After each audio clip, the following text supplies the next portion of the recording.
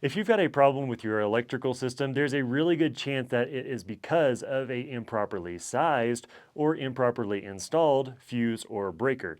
And sharing some of the troubleshooting tips that we go through with fuses and breakers is exactly what we're going to cover today in lesson number 6 of this Breakers, Fuses, and Overcurrent Protection playlist. My name is Nate, and welcome to the explorist.life Mobile, Marine, and Off-Grid Electrical Academy. Let's get started. I've pulled about a dozen different examples from a Facebook group that I'm in for people who have been requesting sort of like system checks and diagram audits and stuff like that. And so we're just going to go through them. Now, I've taken everybody's names off because I don't want to make anybody feel bad. This is an educational piece, so I hope we can all learn something from this. So here is the first diagram that I pulled up, and I just kind of want to look through it, and I just want to be looking for anything that's obviously wrong. And I've already kind of looked through these just a little bit to familiarize myself with them. And the main one that this one's actually pretty good for the most part. I will say pretty much every positive wire does have a fuse or a breaker on it in some capacity. I've got DC distribution up here, the fuse blocks, breakers, everything like that. I actually want to point out the one thing that was not discussed in the Facebook comments was this breaker right here. This breaker is fine to be on this wire, and it's protecting from here to here. And maybe this person just put this breaker so far away because he was running out of space over here, but notice how far away this breaker is from the positive bus bar right here. So this wire from here all the way over to here is totally unprotected. And according to the diagram, it's crossing 3 different negative wires. Well, it's crossing that one twice, I guess.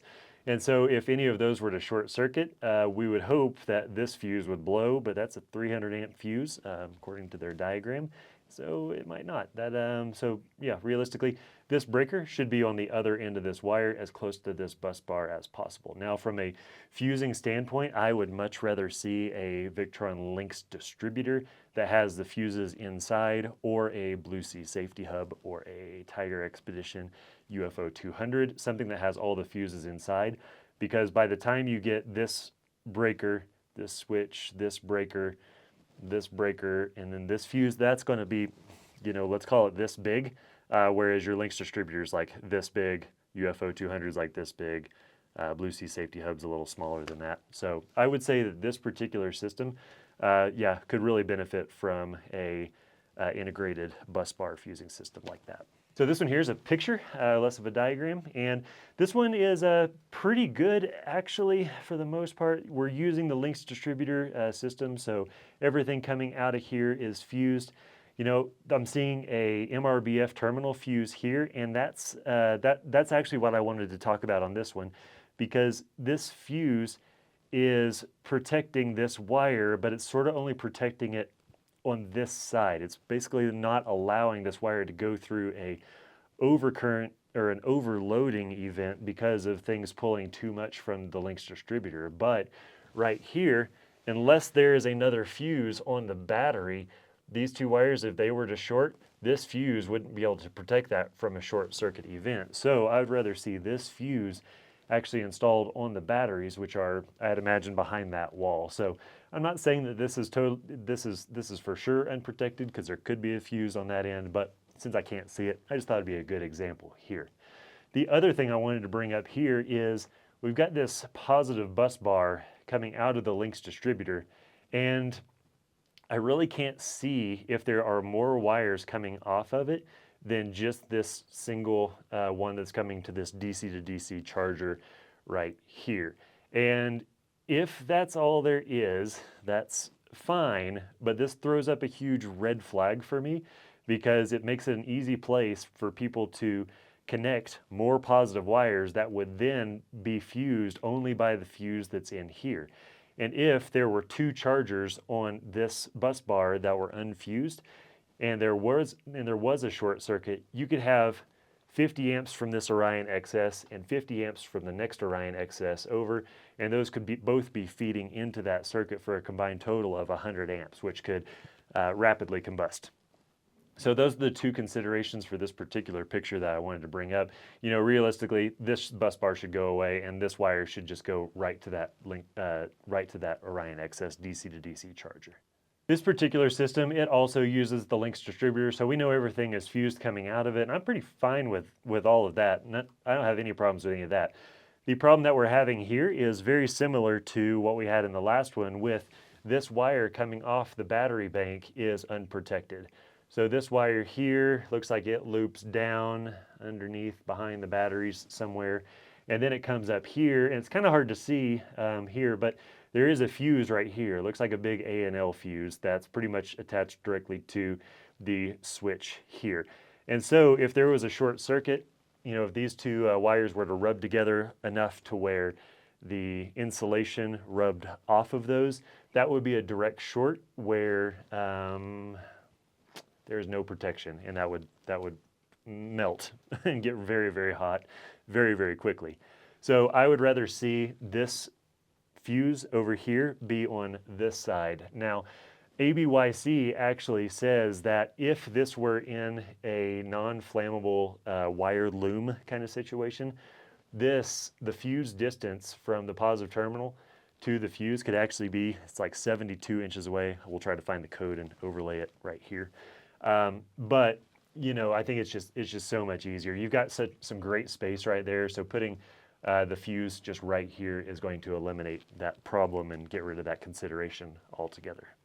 So here's a diagram with some pictures and stuff like that. So what we're kind of looking at here is we've got their battery over here, positive terminal to a switch to a bus bar, looks like two wires going to this 1500 watt inverter.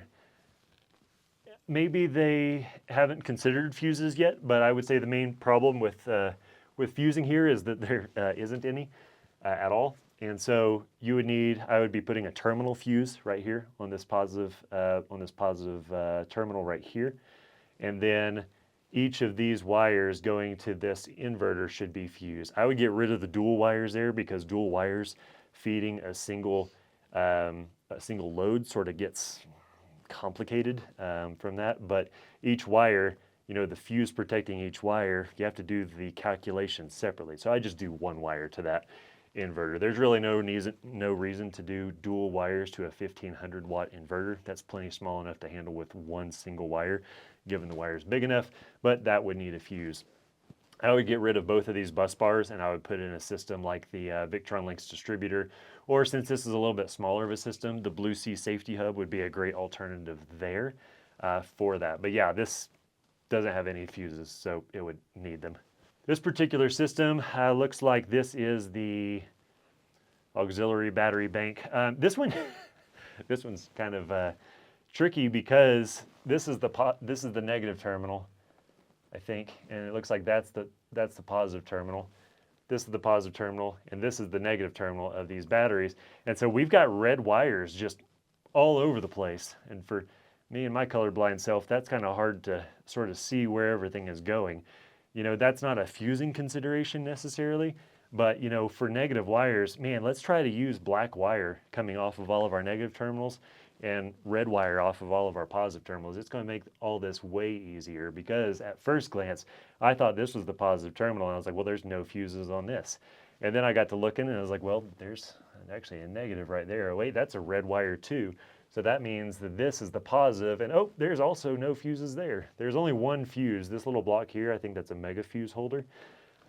So let's see, we got maybe one wire coming off that, then 2, 3, 4, 5, 6. So we're 1 for 6 on fused wires on that one. So realistically, every one of these wires coming off of this positive terminal, and I can't really tell what's coming off of that one, but all of these need to have a fuse on those. This system could really benefit from Links Distributor, Safety Hub 150, UFO 200, to get one wire from this positive terminal to one of those distribution systems, and then have fusing for all of these wires. So basically another situation where there's not near enough fuses in this. They do have a fuse block right there, but so that's, at least there's that, I guess.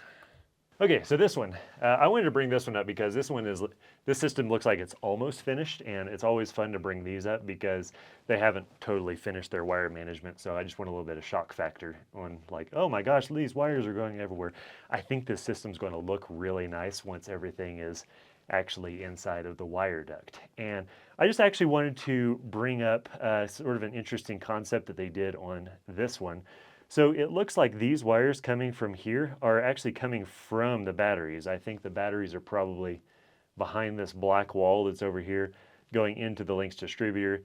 Maybe they have MRBF fuses on all of those, and it's feeding into here. And then we have a fuse here. This is then coming over here into the links distributor. And you know, the links distributor is actually sort of designed to just link together so that you don't have to do any of this. But you know, honestly, what they've done isn't that bad. You know, there is a fuse in place here on the positive side that's sort of protecting this wire going to the links distributor. So, you know, I'm fine with that. You know, the other kind of cool thing that this system does is they've got a little external fuse block here that it's hard to tell exactly, but since there's 4 fuses, 1, 2, 3, and 4 here, I'm going to guess that each of these wires here goes up and then is collecting power from all of these chargers up here, DC to DC chargers, as well as solar charge controllers. And so this wire here is probably going to the links distributor. And I actually want to say this is a very, like, this system seems fused pretty well. I just wanted to bring up this point to where they've got a DC distribution system that is connected to another smaller DC distribution system to handle all these other smaller chargers. So that's a great use of that. I don't actually have a problem with that. So here was one that our installers up in Oregon, Morgan and Ira, they actually fixed. So this was a professional install. This was a professional electrical system install, a professional install, as Steph is doing off camera, that came to us to be fixed because it wasn't working properly. So we've got positive wires all coming to this little junction stud here. We've got 2 positive wires on one terminal of a switch and one on the other side. And we don't have a whole lot of pictures of the overarching like system and how everything is installed. But anytime there's multiple positive wires on a bus bar or a junction stud like this, or multiple wire, there's no fuses in this system, and that's the main problem with this. There's no fusing. You know, after we sort of got a hold of it, we basically unwired everything. We didn't, I didn't, Ira did. Ira and Morgan, they introduced a links distributor into the system. So we've got a single battery down here with a fuse there right on the terminal block. That wire is going up and around to the DC, or to the links distributor, which has fuses in all of it. So they were able to fuse everything coming off of all of that. We're able to leave the DC fuse block in place with all the wires that it sort of came to us with. I know we had to recrimp some stuff, but that wasn't a fusing thing, so we won't talk about that any further. But we went from something that wasn't fused at all like this to added the links distributor, so everything did have proper fusing.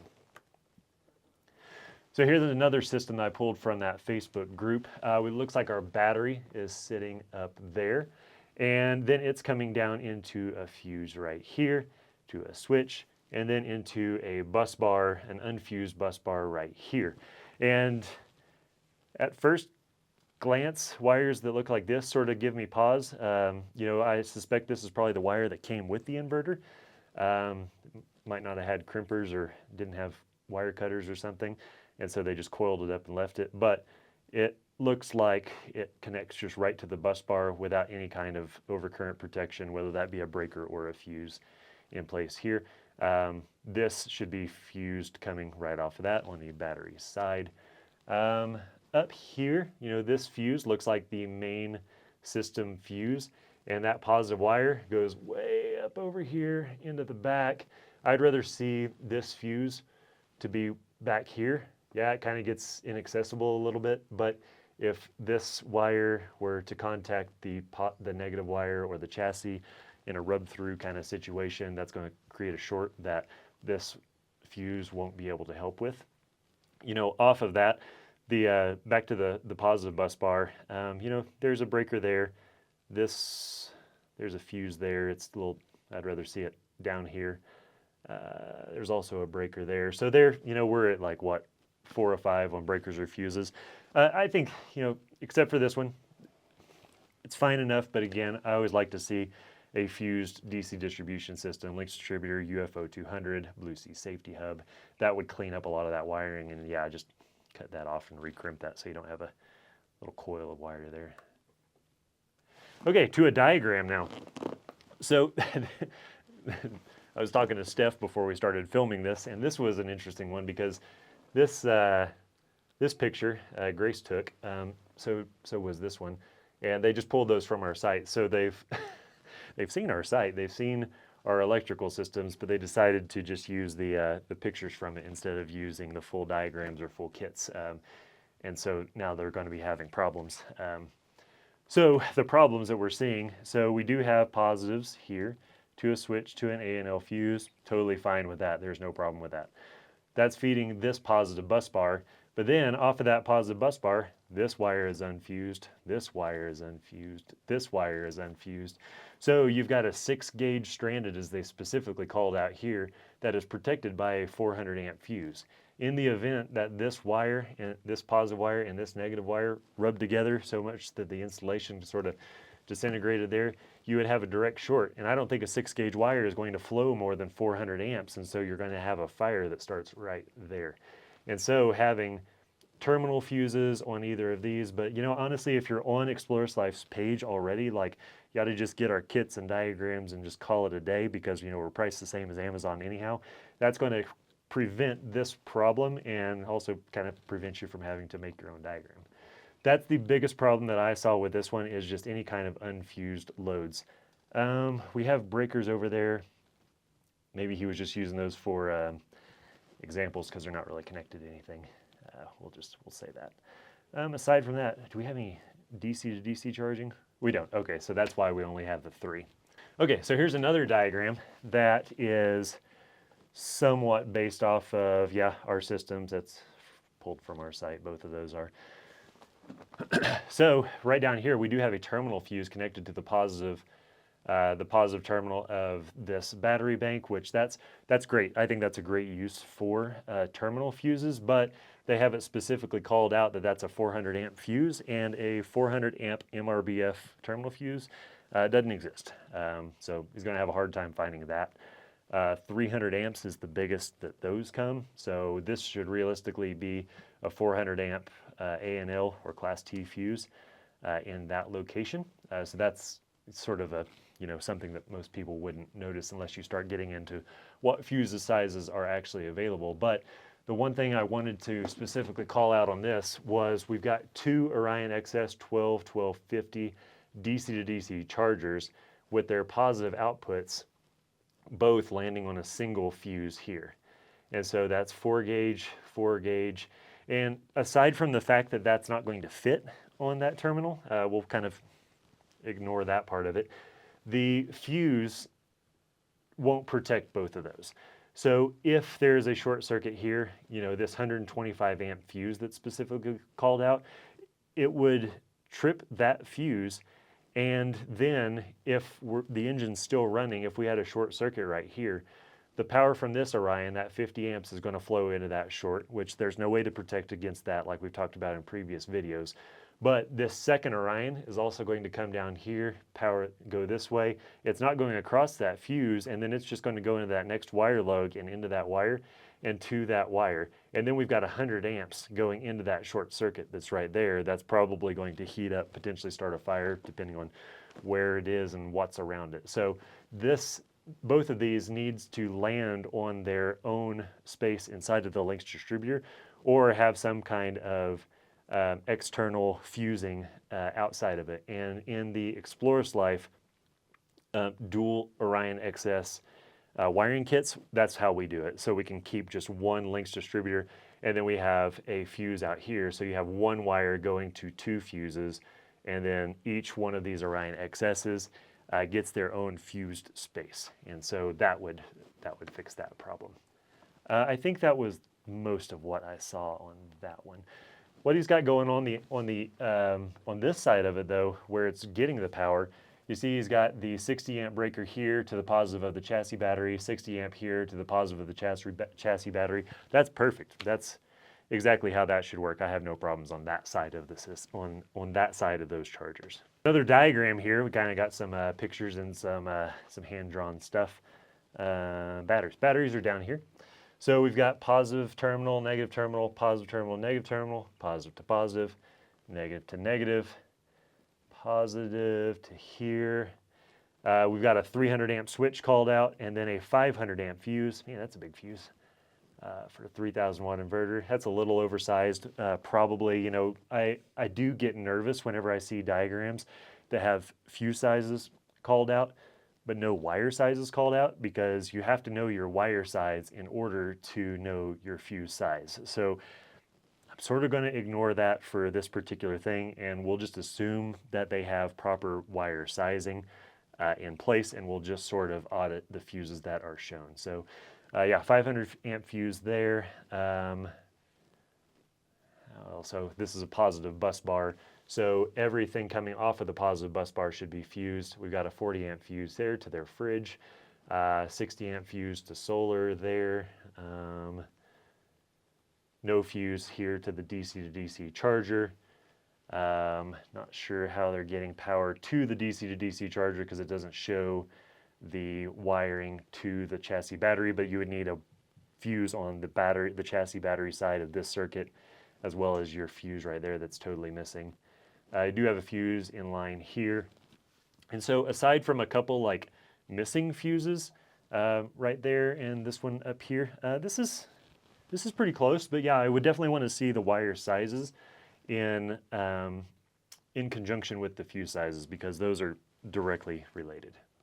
And then this diagram here is explorist.life, so it's perfectly laid out. We've already made it. We've already checked it over. We've already built it. It works just fine. So, you know, if you want to avoid the mistakes, you know, just my subtle, not so subtle thing here, just buy from shop.explorist.life. We're the same price as Amazon on everything, all the components, and I would say our customer support's better, and we don't have anything in our store that we haven't made a tutorial about. So I hope that all of those were helpful, and also just let me know if you like these kinds of videos, because this is the first one we've done like audits of this kind of stuff, and I think they are pretty helpful, and I might consider doing more of them in the future. So I hope this helps. Thanks for watching this playlist. Get ready for the next one. We're going to be talking about branch circuits, so lights, fans, two-way switching, and some more fun stuff like that we actually get to see a lot of this electrical stuff sort of come to life. So be looking for that, and we'll see you next time.